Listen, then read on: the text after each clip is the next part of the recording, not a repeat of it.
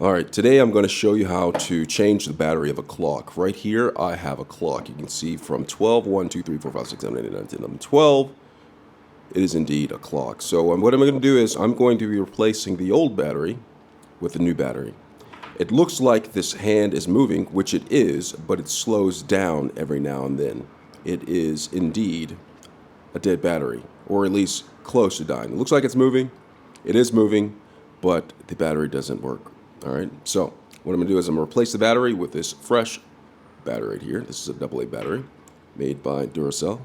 And what I'm going to do is I'm going to flip the clock on the back. See, right here, battery's dead, right? I think it is. So I'm going to replace this battery right here. If you're looking close, I'm going to zoom in a little bit so you can get a better look at this. So what I'm going to do is I'm just going to take the battery out by pulling back on this. Taking the battery out, and if you look inside, it shows you how to place the battery back in. So I'm getting close. You can see this right here. The negative side is going this way, and then the positive side, or the nipple side, goes this way. And so what I'm going to do is I'm going to place this new battery back in here, not back in here, just in here. I'm going to press it with the back side first.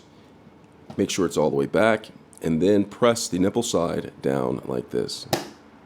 The battery is secure, and I'm ready to use the clock.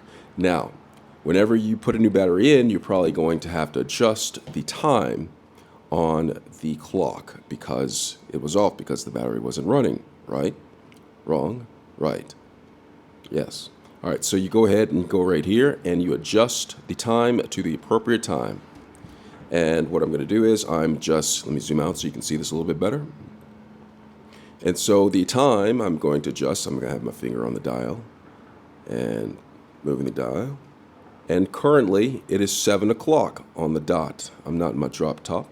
And that is how you change the battery on a clock. I hope this video was helpful. Thanks a lot for watching.